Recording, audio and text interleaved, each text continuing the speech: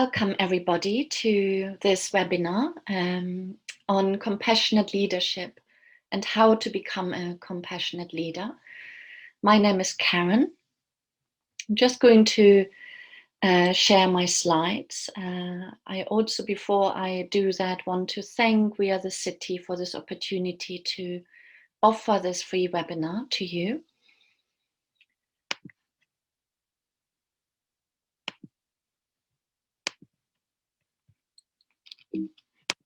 Just going back. So this is offered by We Are the City. Before I introduce myself more fully, I want to just take us through the agenda so you know what we are doing in this next hour. I will say a little bit more about myself so you know a bit more about my background.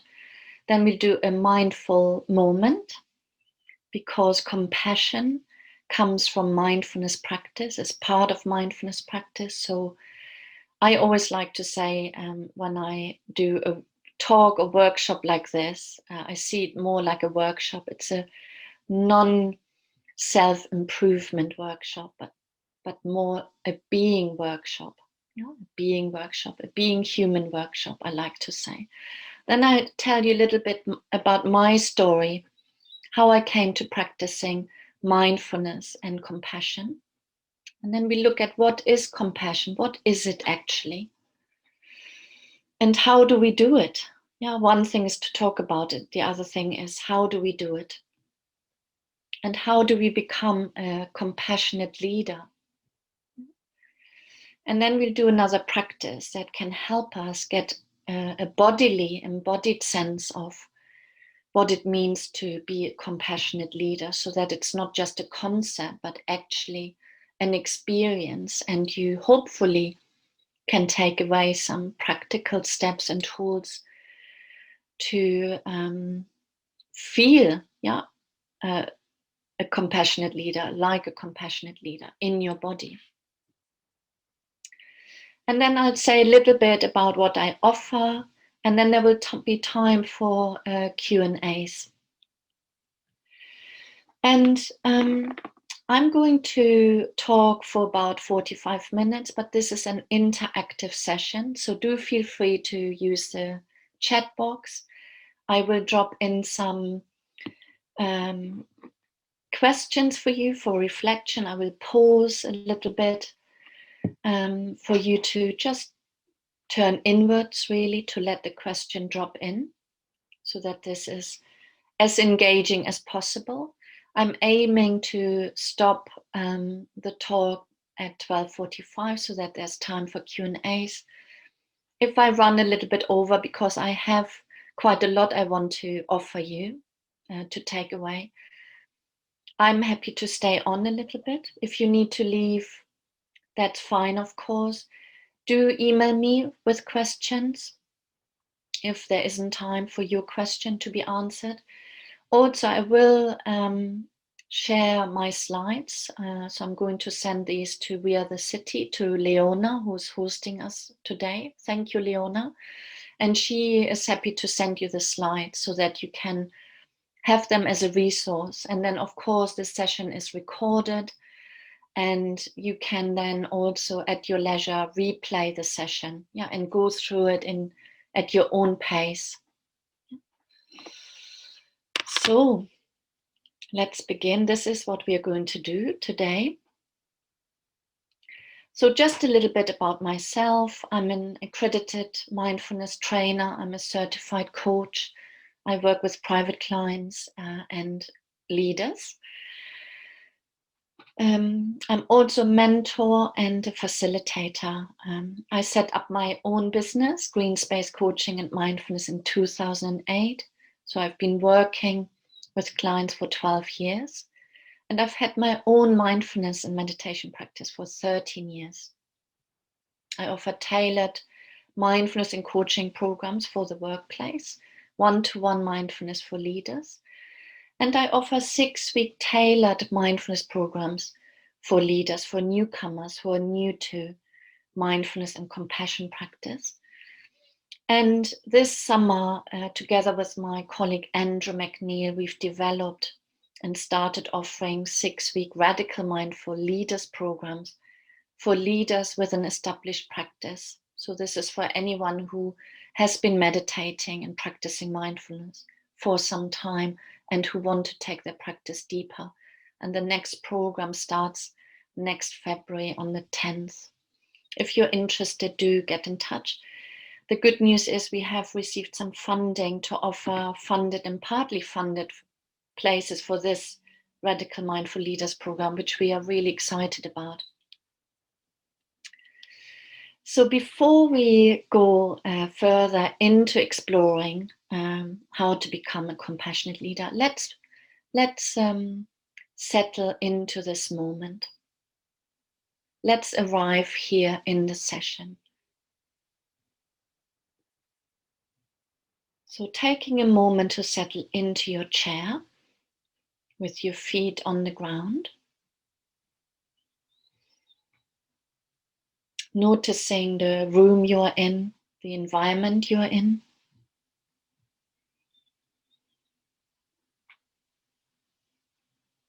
The sounds around you.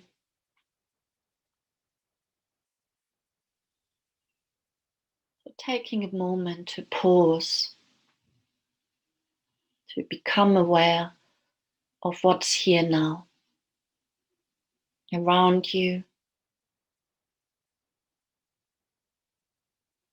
and then turning the awareness inwards, becoming aware of what's here now in your experience. You might like to close your eyes, or if it feels better to you, you can just lower or soften your gaze.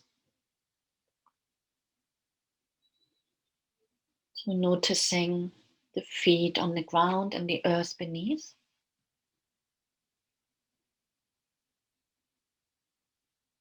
The sitting bones in contact with the chair. And often it's here where we hold tension. So see whether you can relax the buttocks and legs to arrive a little bit more here in this moment in the body. Noticing the hands in your lap or on your thighs. Allowing the shoulders to drop into the hands. Dropping down. And allowing the upper body to be upright, aligned. Allowing the spine to lengthen naturally, so that the chest and heart can open a little. So tuning into this rooted, grounded posture and poised posture, poised upper body.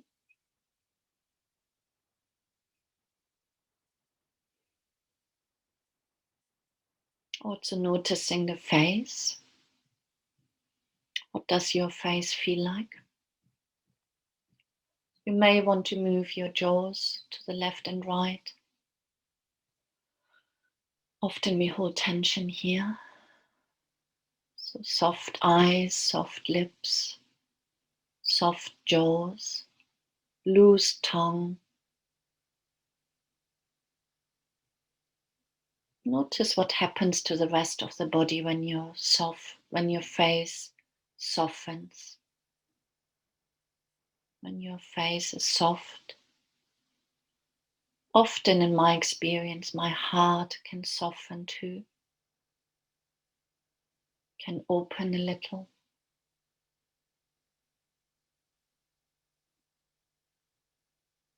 And now let's take 3 deep breaths. And noticing the movements of the breath in the body.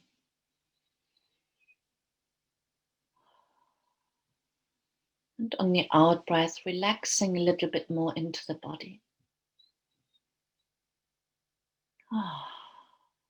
Might want to make a sound or sigh on the out breath.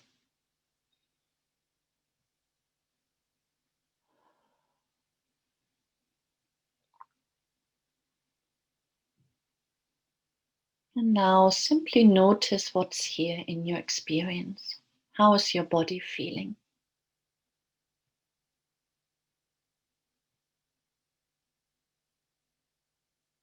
What's your emotional state?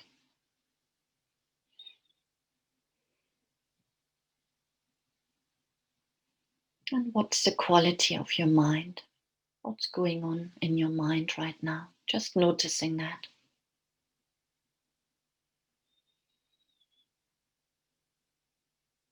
So resting in awareness of whatever is here right now. Bodily sensations, feelings, emotions, thoughts. And then gently bringing this practice to a close.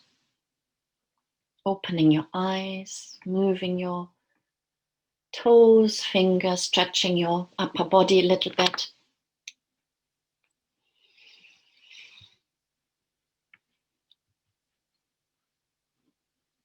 So what happens when you pause? Take a breath or two or three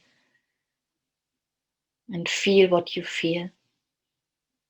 So just continue to notice that for a moment. What happens when you pause in the way we've just paused? When you take a breath.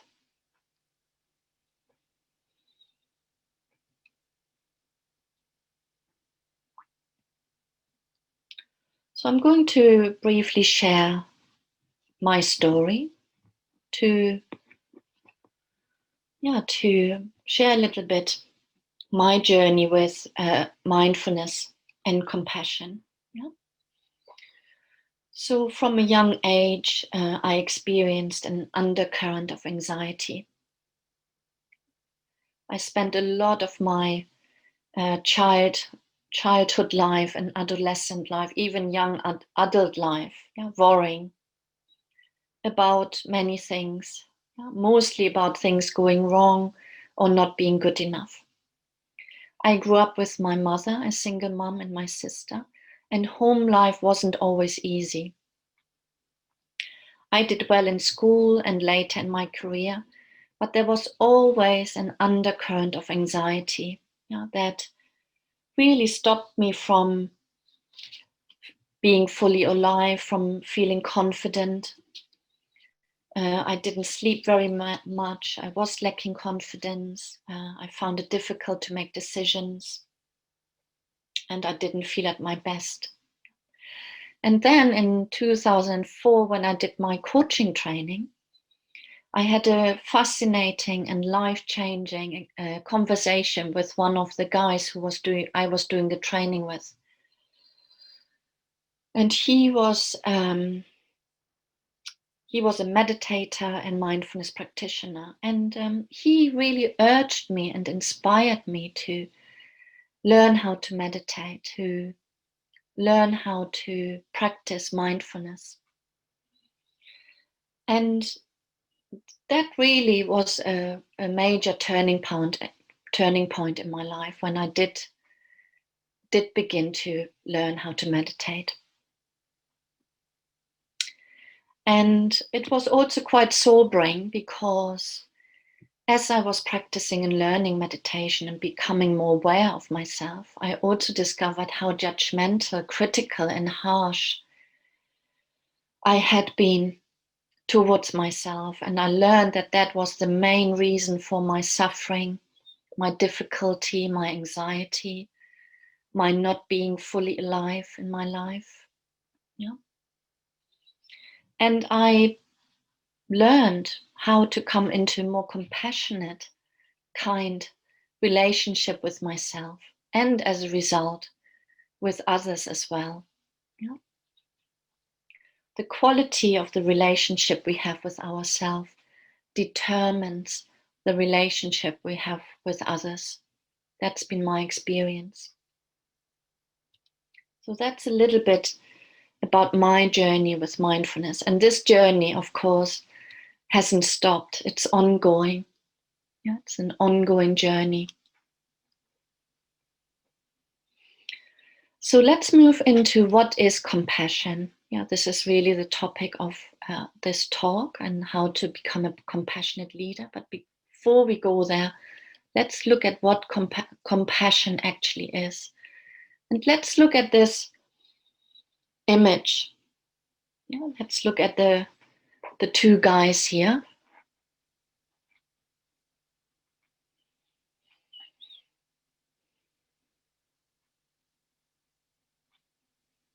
What's happening here?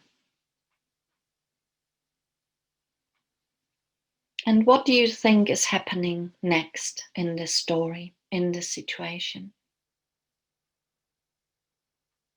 How does the story continue if there was a fifth box? Yeah, what would be happening here?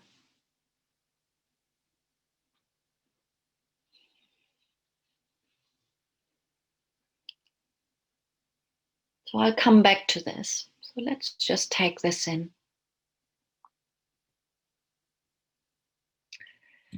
Research shows that 58% of business leaders say that in their position it's hard to talk about feelings about their mental health.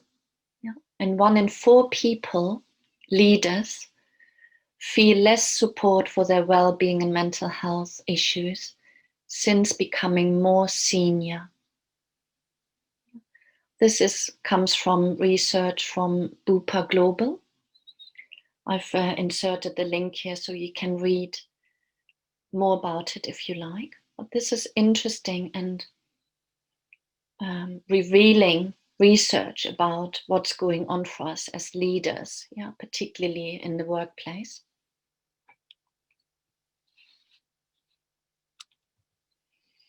So what is compassion? Yeah. Compassion is the willingness to engage with unpleasant experiences without needing to change those experiences or to fix them. Yeah. Compassion is active. Yeah, it means to tremble with, yeah, to tremble with, to be alongside, yeah, like here in this situation with the two people, to tremble with, to be alongside our own or someone else's pain or difficulty. Being alongside without fixing, without performing or finding a solution. So what is important about compassion is to know what the near enemy is and the far enemy. Yeah, what compassion can get confused with, or how compassion can be misunderstood. Yeah, so the near enemy of compassion is pity. Yeah, or sentimentality, which is sort of when something happens to ourselves or someone else is, oh, poor you poor thing. Yeah, that's not compassion, that's pity. And the far enemy of compassion is horrified anxiety. Yeah, it's when something happens to us, we're having a tough time, or someone else is having a tough time. It's, oh my God, that's horrible, that's terrible. Yeah, that's horrified anxiety. Not helpful either, and it's not compassion. So it's important to know the difference between compassion, pity, horrified anxiety.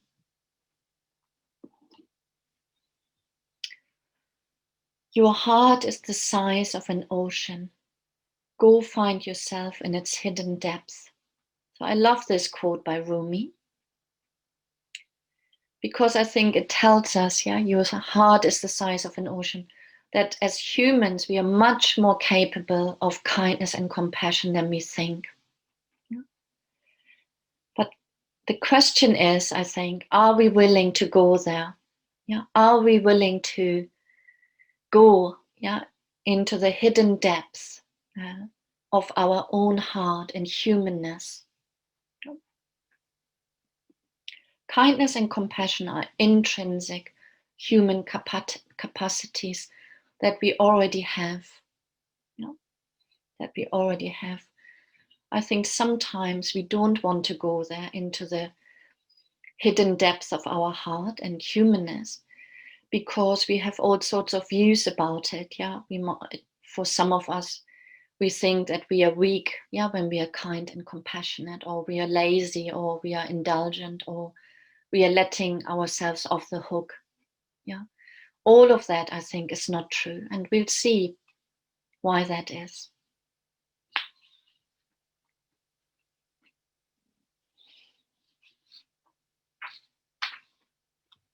Oops, sorry. So how do we do compassion? How do we do compassion? To be compassionate towards self and others, we need some other ingredients. Yeah, we need awareness, mindfulness, acceptance, empathy, vulnerability.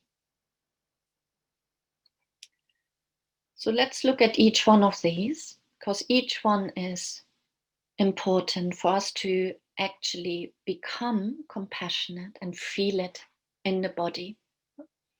So mindfulness means being aware of our experience moment by moment, as we've just practiced, yeah, in that mindful moment we've just done.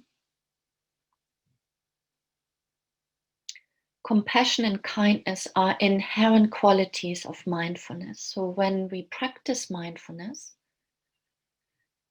it comes with an attitude of kindness and compassion. Yeah. We need to make an effort to practice mindfulness. Yeah. It's not just paying attention. Yeah. It's making an effort to pay attention with an attitude of kindness, openness, care, and compassion. So mindfulness, awareness of what's happening in the present moment, is transformative. When we bring awareness to our experience, to our feelings, emotions, our experience transforms. And I'm going to say a little bit more about this in a moment. So this is mindfulness. Acceptance. To be compassionate, we need to be willing, to be with our experience as it is. Yeah, so acceptance is not passive, it's active. It's our willingness to turn towards our experience as it is. And to do that, to turn towards our experience as it is, we need compassion, strength of heart. And we need empathy to be compassionate. Yeah, the ability to understand and share the feelings of others. Yeah, it's our ability to tune into what's happening for someone, to step into someone else's shoes or heart, to have an idea of, oh yeah, that must be difficult for them, because we know what that is like, taps into common humanity, and to be empathetic, we need to have empathy, we need to have compassion, strength of heart. And vulnerability. To be compassionate, we need to be able to be vulnerable. And that is a tall task for many of us. It's the ability to let our guards down, to be seen, to be human, to remember that we are flawed human beings, imperfect. And to be vulnerable, we also need compassion, and we need acceptance, and we need empathy, strength of heart. We need to be able to hold all of our experience with kindness and warmth, to welcome everything, to be vulnerable. So here's another quote. Today will be what is. I will be who I am, and there will be beauty in both. Today will be what it is. I will be who I am, and there will be beauty in both.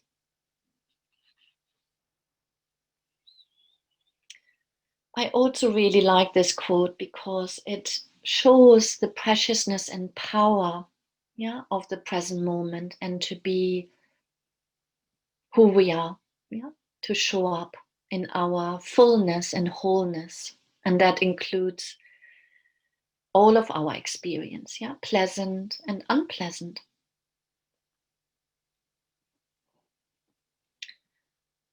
But why is it so difficult to be compassionate, particularly towards ourselves? Why is it so difficult to be compassionate, particularly towards ourselves?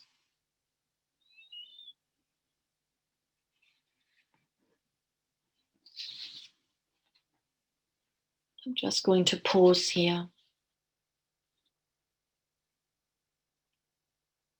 So we are going to look at the root cause of why it is so difficult for us to really be compassionate, really turn towards our experience, so that we can also bring that to others.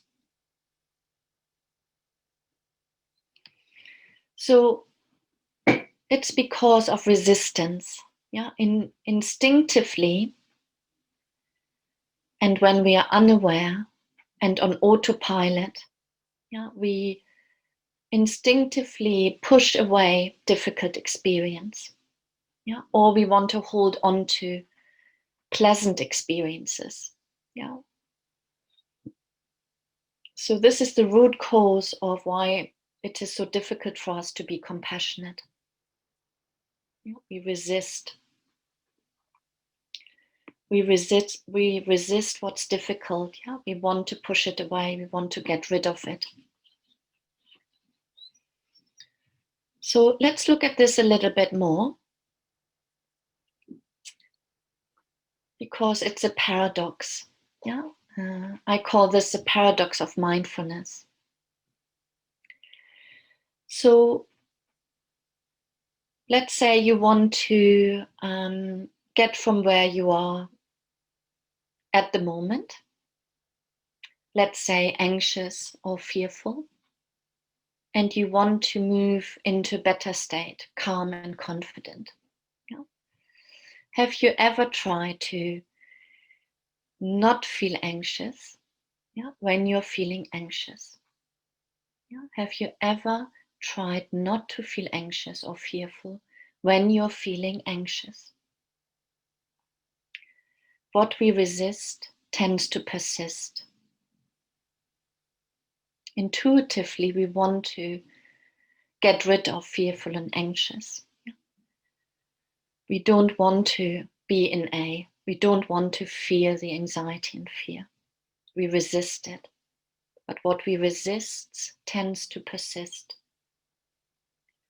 So our very efforts not to have an experience tends to keep us tied to it, makes it worse.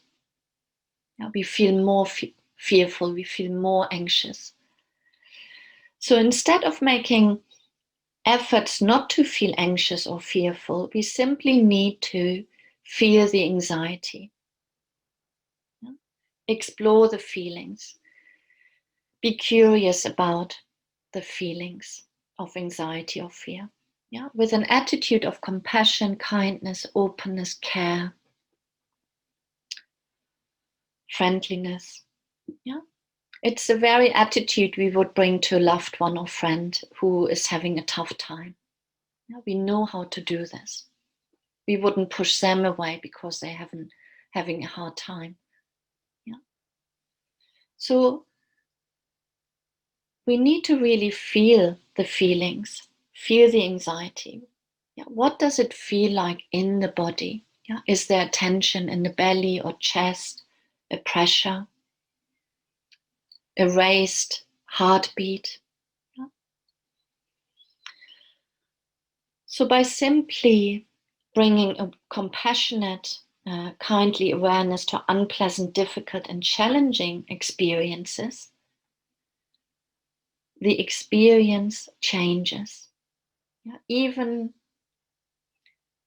if only slightly. By bringing awareness to difficult experience with compassion, openness and care, warmth, it changes. Just like here in the image, bringing love and compassion to difficult experience.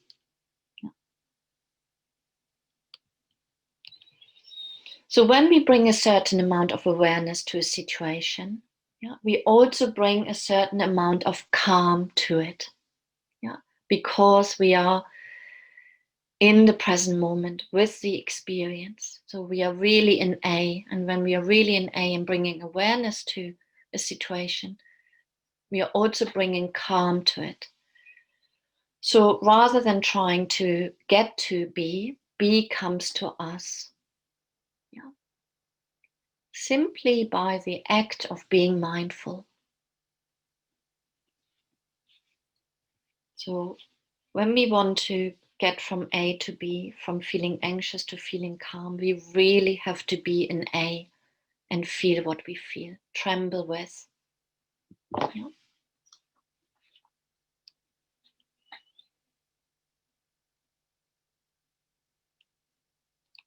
So as I said, what we resist tends to persist. Meeting our experience with awareness and compassionate acceptance creates a space in which our experience can transform. This is what I said earlier about mindfulness. Awareness is transformative. By bringing awareness to what is, our experience changes. It's powerful. So let's pause again for a moment, and I'm curious, how do you resist difficult experience? What are some of your typical strategies or behaviors? It might be distracting yourself, with social media, the phone, looking once more at the phone or email or Facebook or LinkedIn or whatever it is for you, surfing the internet, daydreaming, or getting busy with something else, or talking a lot. So we all have unhelpful strategies or behavior, to resist difficult experience. And bringing awareness to those can be very helpful. An opportunity to change those habits, or strategies to resist.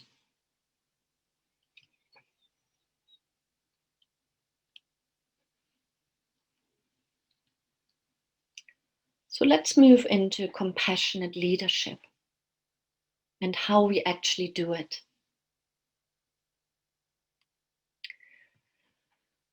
So here's a model of compassionate leadership that I find very helpful.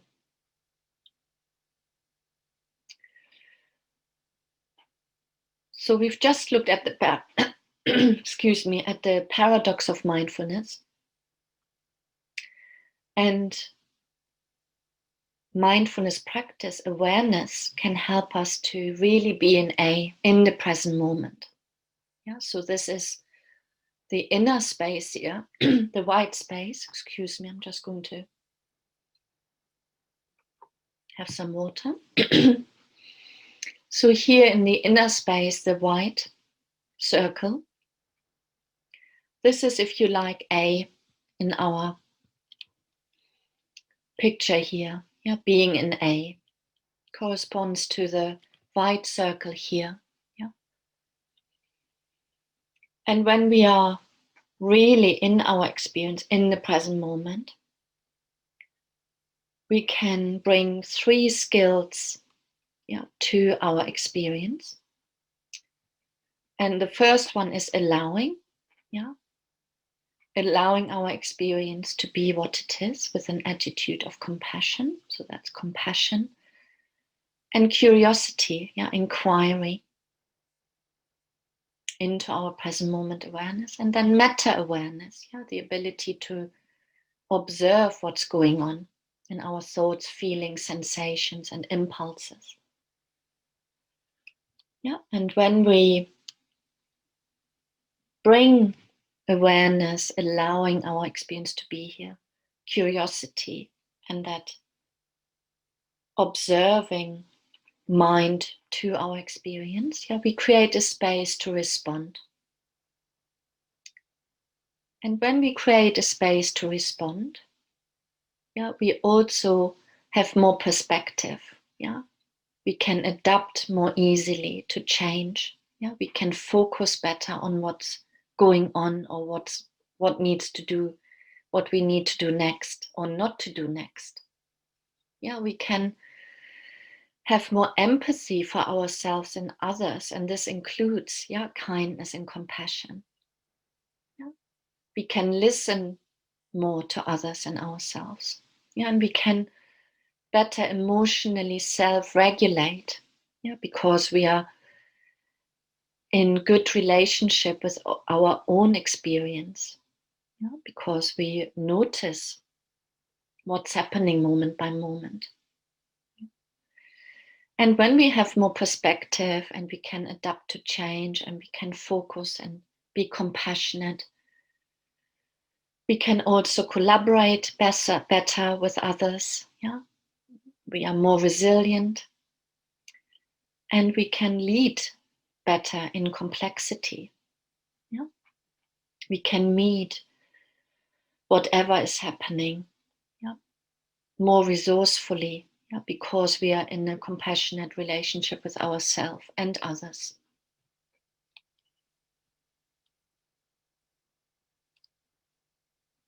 I'm just going to pause here because this is quite a complex model. There's quite a lot in there. You may have some questions.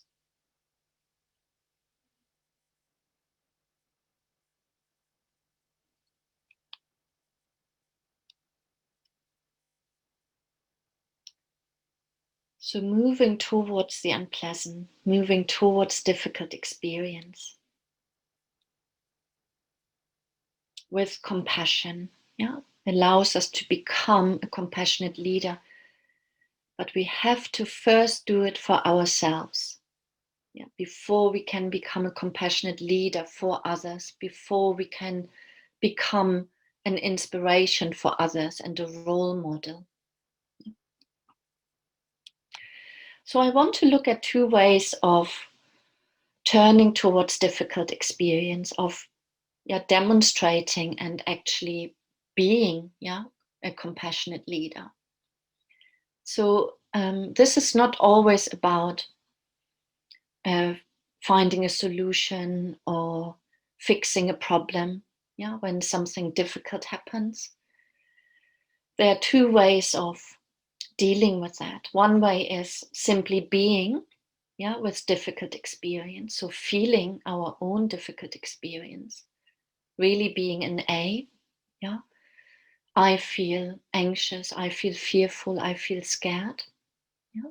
So simply being with it, to empathize with ourselves or others, understanding what's going on for someone else, because we know what that is like in our own experience. And sometimes being with difficult experience simply means to listen to someone without needing to fix or find a solution. Simply listening to someone, and in the listening, the person can be heard and the experience changes already. And caring, showing care through listening, empathy, just being present.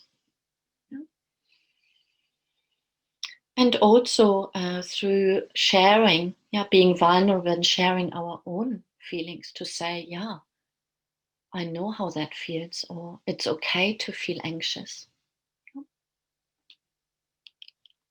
I sometimes feel anxious too. And the second way is of being a compassionate leader is about working with difficult experience. Yeah. So knowing what might help. Yeah. Knowing what we need when we are in a difficult, when we have a difficult experience, when we are having a tough time. So who can I talk to as a leader? Yeah, finding buddies at work we can share with, we can trust, yeah, we can talk to. And also offering time, yeah, to talk to staff and colleagues. So making time rather than feeling too busy to do that or constantly fixing things or finding solutions. Yeah, offering time. Shall we talk?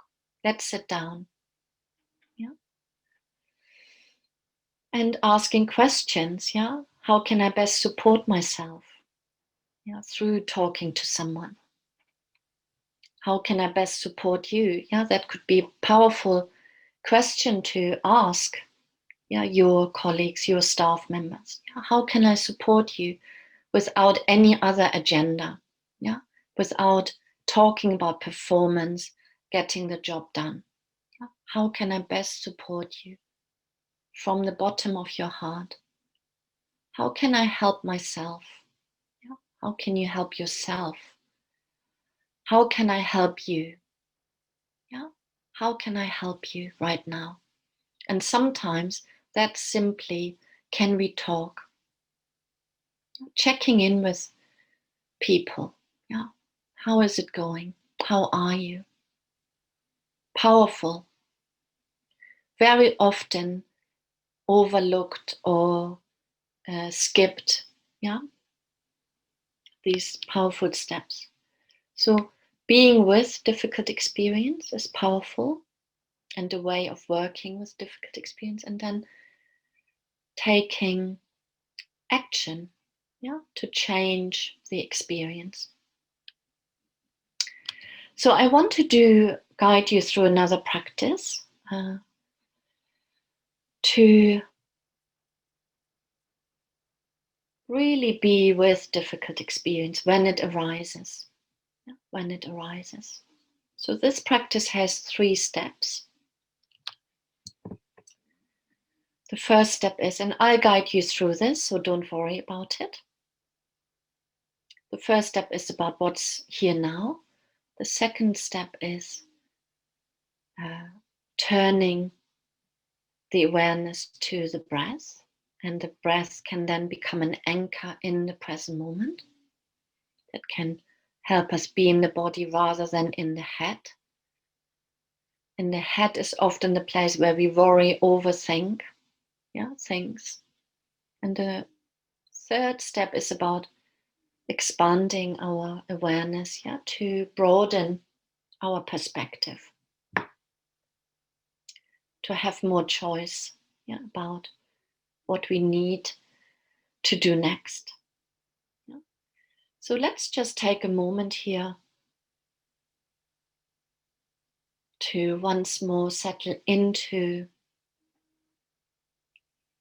our posture, into our body, to settle in and settle down. You might just give your body a little stretch. You've just listened to me for almost 45 minutes. So we will do this practice and then we have some time for questions. But let's bring all of us here to this practice. So feeling the feet on the ground, the sitting bones on the chair, the hands resting. The shoulders can relax and soften. The face can soften. You might like to close your eyes. I often like to close my eyes to come into contact with my experience, what's here, to turn towards my experience. Soft face, soft heart. So when I talk about the soft heart, that's the strength of heart, the depth, the hidden depth of the heart. compassion, kindness, warmth, and care live here in the heart. These qualities are already here. Let's arrive a little bit more here in the body and heart. So the first step here is to notice what's here in your experience. Turning gently towards anything that feels difficult right now. And there may not be anything that feels difficult, anxious perhaps, or tired, or fearful, or disappointed, or annoyed. Then you can just notice what else is here in your experience. The practice is the same. And if there's something difficult right now, you can say to yourself, it's okay, I'm here. I can see this is difficult.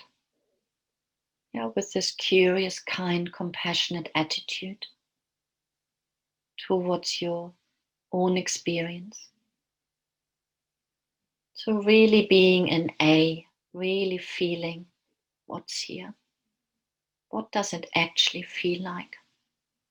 Whatever is here. Is it tight or tense? Is there a knot in the belly or pressure? So just noticing that. Allowing it to be here. As it is.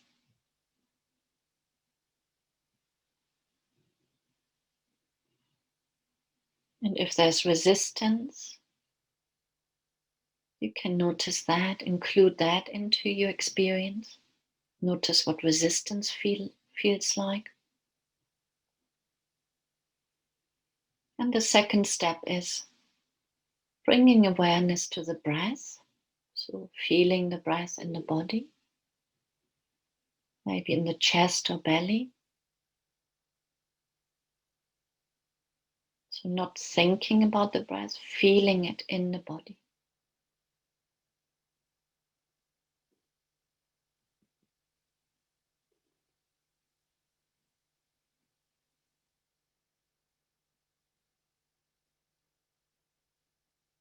Staying with the breath. And the third step of this practice is to expand your awareness to include the whole body, breathing. Noticing all of your experience in the body, feelings, the mind. You can say something like, whatever I'm feeling right now, it's okay to feel. Yeah, like the red and blue guy in that image, being alongside our experience with compassionate acceptance, kindness. And notice what happens when you can be with your experience in that way. What happens?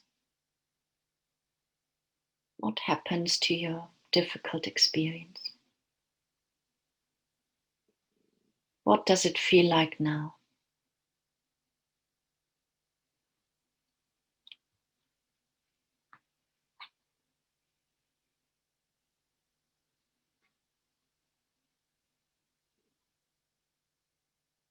So then gently bringing this practice to close.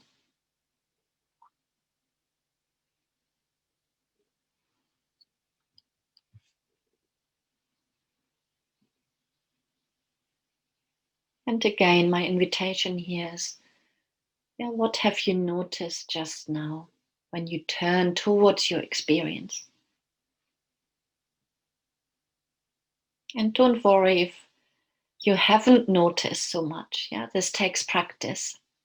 Yeah, that's okay. Then that's your experience, and we can bring compassion to that. Yeah.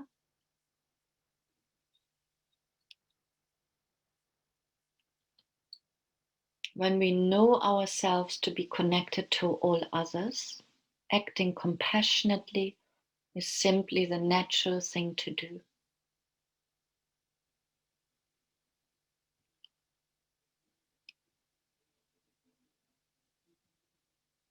So I'm just going briefly through what I offer, and then we'll have time for Q&A. So as I said earlier, for tailored mindfulness programs for the workplace, one-to-one sessions for leaders, and 6-week radical mindful leaders programs. The next one starts on the 10th of February. If you're someone with an established practice, you might be interested. We have funded and partly funded places to individuals and organizations across all sectors. So drop me a line if you want to know more and to apply for a place. We only have 10 places per program. And part of this Mindful Leaders program is an inside practice group that my colleague Andrew and I have started up for leaders. Yeah, it happens every first Monday of the month from 6:30 till 8. If you have an established practice and you want to become part of a community of practice, yeah, to go deeper in your practice, to explore those hidden depths of your heart, yeah, to develop compassion towards yourself and others, do join us every first Monday. And the next one is on the 7th of December. Yeah. Currently, I'm offering 5 free initial mindfulness sessions. If you want to take me up on this offer, do contact me in the next 24 hours. I also have a newsletter and fortnightly blog where I explore these themes. Yeah, so you can sign up to that. And I have lots of free resources on my website as well that you can use, including guided meditations. You can connect with me on LinkedIn. And let's move into Q&As. Before I do that, oh yeah, some references you can look up in the slides. And I just want to keep my promise and just point to the next We Are the City virtual event next, I think it's next Tuesday, 23rd of November, Engaging Men in Gender Equality Conversations. So let's move to Q&A. And I'm going to stop sharing because it will be easier for me. So do pop your questions into the chat box, or I'm not sure, Leona, if we can hear people or do we need to go through the Q&A? So Laurie is saying, I find it a lot harder to be in the moment and have awareness in the current environment. All the virtual digital noise creates a lot of distraction. I often get sucked into my phone. So yeah, what would you recommend to help that habit? Yeah, thank you, Laurie. Very powerful question. And I'm sure many of us find it difficult not to get distracted, particularly during lockdown and spending so much more time at home and at our computer and devices. So it's important, I think, to set an intention, to have regular breaks in a day that are device free. Yeah, for example, I don't look at my computer or devices before 8 o'clock. Yeah, that's my mindfulness time, if you like, space to myself. Yeah, where I have my morning coffee, I do my yoga practice, I meditate. And then I have another time around lunchtime or early afternoon, where I turn towards social media. So I think we need to set up routines, and set an intention.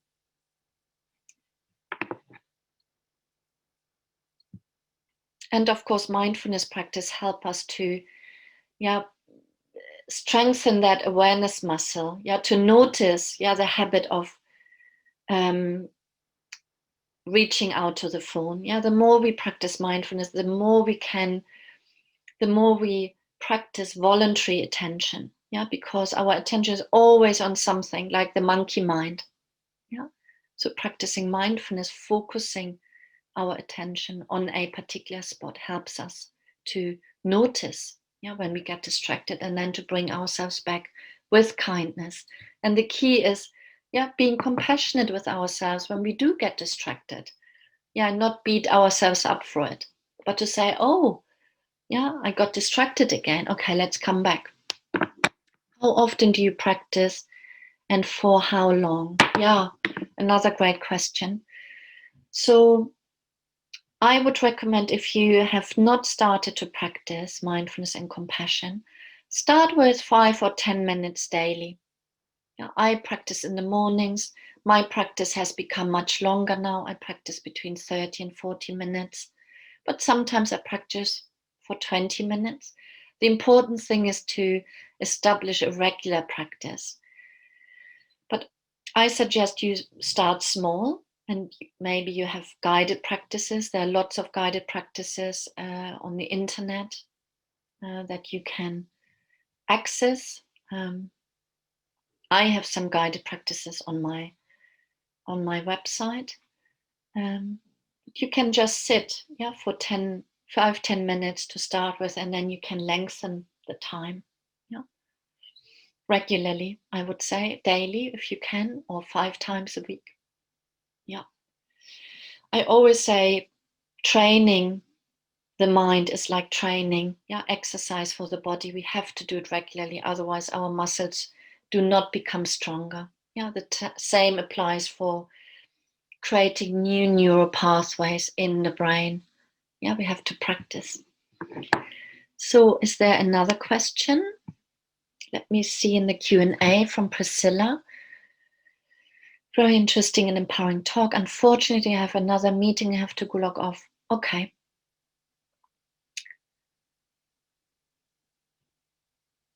Lovely. No more questions there. Any more questions? We have a little bit more time. Maybe another question. Anybody else? Do feel free, if more questions arise, or when you watch this again in the replay, feel free to drop me a line or book a session to have a chat about your practice or how to establish a practice. I'd be very happy to support you in that.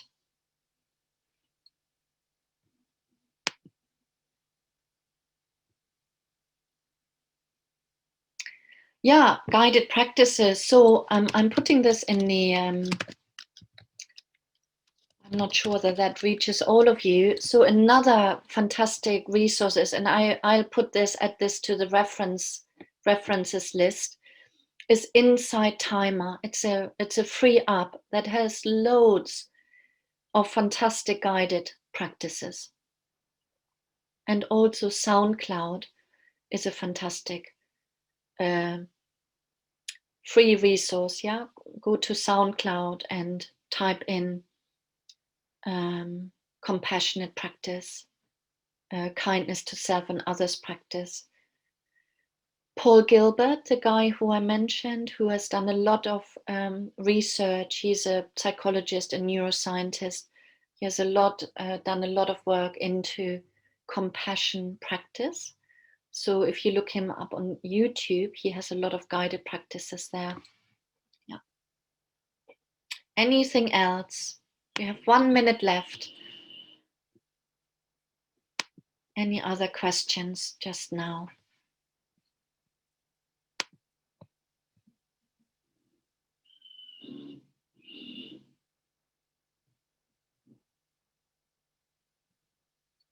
It's lovely what Lori is sharing here.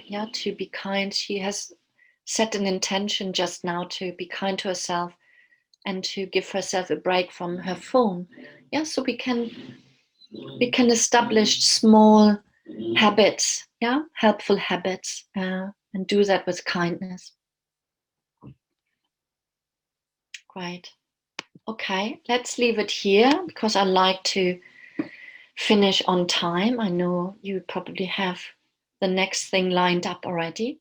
So thank you very much for joining me here today, for listening, for your interest, and I wish you well for your practice. All the best. Bye-bye.